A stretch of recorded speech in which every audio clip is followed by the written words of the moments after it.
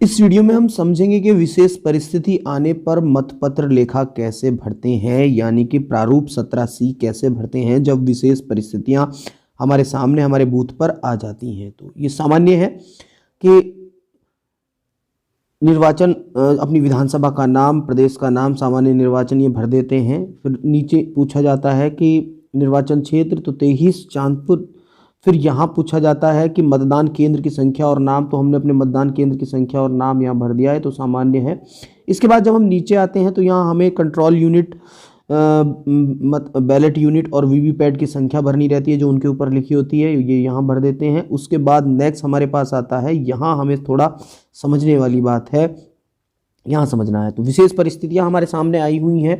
तो पहला इसमें कॉलम रहता है कि मतदान केंद्र को नियत निर्वाचकों की संख्या, कितने वोटर्स हैं वहाँ, तो हमारे यहाँ वोटर्स हैं 650। अब मतदाताओं के लिए रजिस्टर यानी कि प्रारूप 17A में यथा प्रविष्ट मतदाताओं की कुल संख्या, यानी कि कितनी प्रविष्टियाँ हुई हैं इसमें, तो हमारी वहाँ 400 प्रविष्टियां हुई हैं, यानी कि 400 क्रमांक, अंतिम जो हमारा मतदाता है उसका क्रमांक 400 है, तो यहाँ 400 हम फिल कर देंगे।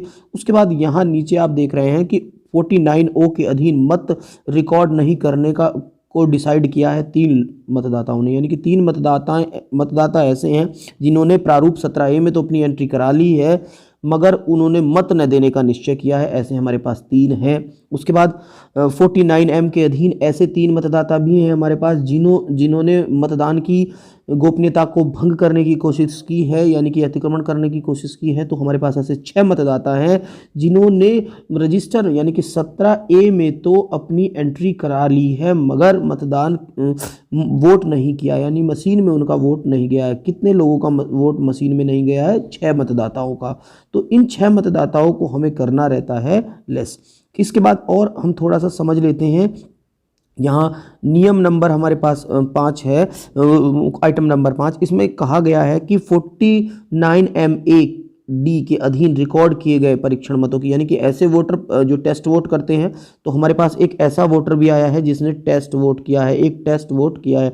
टेस्ट वोट का मीनिंग है कि उसने ऑब्जेक्ट किया है कि मैं वोट किसी को कर रहा हूँ, पर्ची किसी की निकल रही है, ऐसा वोटर। तो उसने एक तो अपना एक्चुअल वोट कर लिया है प्लस एक टेस्ट वोट किया है। तो अब मशीन में हमारे ये टेस्ट वोट जो होता है ये हमारा मशीन में जाता है, ये टेस्ट वोट हमारा मशीन में जाता है। इसका क्रमांक जो मतदाता रजिस्टर में जो जहाँ रहता है वो यहाँ लिख दिया जाता है। इसके बाद नेक्स्ट हम समझ रहे हैं कि क्या है। यहाँ से आपने देखा है, फिर जिस अभ्यर्थी को उसने टेस्ट वोट दिया है, मान लो कि उसने क्रमांक A पर जो अभ्यर्थी है जिसका नाम AA है उसको एक टेस्ट वोट दिया है, ये यहाँ हम फिल कर देते हैं। उसके बाद यहाँ कि मतदान मशीन के अनुसार रिकॉर्ड किए गए मतों की संख्या, तो हम यहाँ समझ लें 400 -3 -3, तो कितने हो गए हैं हमारे पास यहाँ 394 मत हमारे कहाँ पहुँच गए हैं? मशीन में, जिसमें जो हमारा टेस्ट वोट देने वाला है उसने 2 बार वोट किया है। तो अभी आप समझ गए होंगे। नीचे हम देखते हैं एक टेस्ट वोट, एक अपना एक्चुअल वोट। नीचे हम मद 7 को पढ़ते हैं कि क्या मद 6 में, ये जो लिखा हुआ है मद 6 में 394 में दर्शित मतों की संख्या मद 2 के सामने कितनी संख्या थी? 400। मत के सामने यथा दर्शित मत रिकॉर्ड नहीं करने का निश्चय, यानी कि इसके बाद मतदाताओं की कुल संख्या माइनस आ गया है। मत 3 के सामने कितनी संख्या थी? 3। फिर मतदाताओं की संख्या, फिर मत 4 के सामने फिर कितनी थी? 3, और इनका माइनस कितना आ रहा है? 394, यानी कि ये 394 दर्शित हो रहे हैं कि हाँ। तो यहाँ हमने लिख भी दिया है। और इसमें पूछा गया कि क्या कोई देखने में कोई अंतर पाया गया है किस में? इस वाली कैलकुलेशन में 7 में और इस 6 में कोई अंतर है क्या? तो नहीं है, तो हम यहाँ नहीं भर देंगे। फिर उसके बाद हमारे पास एक विशेष परिस्थिति और आती है कि हमारे पास उन मतदाताओं की संख्या जिन्होंने निवेदित मतपत्र से मत किया है 49P के अधीन, तो ऐसे हमारे पास 2 मतदाता हैं। तो ऐसे मतदाताओं, क्योंकि हमारे पास निवेदित टेंडर बैलेट मिले हैं, टेंडर बैलेट हमें 19,001 से 19,020 तक मिले हैं। अब जो हमने जारी किए हैं वो 19,019 से 19,020 तक किए हैं, क्योंकि हम इसमें लास्ट बैलेट ही इशू करते हैं। तो सबसे जो पहले आया उसको 20 कर दिया, जो उसके बाद आया उसको 19,019 कर दिया। इस तरह से हमने 2 बैलेट जारी कर दिए हैं। हमारे पास जो शेष बचे हैं 19,001 से 19,018 तक बचे हैं। ये शेष बचे जो बैलेट हैं ये सांविधिक लिफाफों में जाते हैं, और ये जिन पर उन्होंने बैलेट वोट किया है वो बैलेट और इनकी सूची जो है वो सांविधिक लिफाफों में जाती है, ये आपको पता ही है। इसके बाद नीचे आप देख रहे हो कि पेपर सीलों का लेखा क्रमांक हम इस तरह से भर देंगे। जो हमें पेपर सील मिली हैं, प्रदत्त पेपर सील हमें 3 मिली हैं, जो मिली हैं उनको हमने यहाँ भर दिया है। उनकी संख्या 60, 61, 62 से 60, 61, 64 तक, और हमारी प्रयुक्त जो हुई है एक हुई है तो 60, 61, 62 इस तरह से हमने, और जो रिटर्निंग ऑफिसर्स को हमने रिटर्न किए हैं 2, 63 से 64 तक, 63 से 64 2 हमने उनको रिटर्न कर लिए हैं। और यहाँ जो हमारे मतदान अभिकर्ता हैं उनके हमने सिग्नेचर भी करा लिए हैं। तो यहाँ इसके बाद हम लास्ट एंट्री देखते हैं।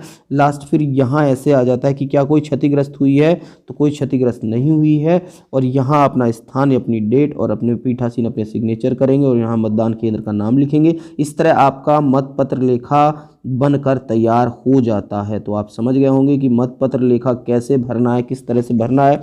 जो अब हम समझते हैं कि रजिस्टर 17A कैसे भरते हैं। तो इसके लिए एक नेक्स्ट वीडियो मैं बना रहा हूँ, उसमें आप देख सकते हैं कि जो रजिस्टर है वो एक्चुअल में भरना कैसे चाहिए 17A जो द्वितीय मतदान अधिकारी के पास होता है। Thank you for watching this video.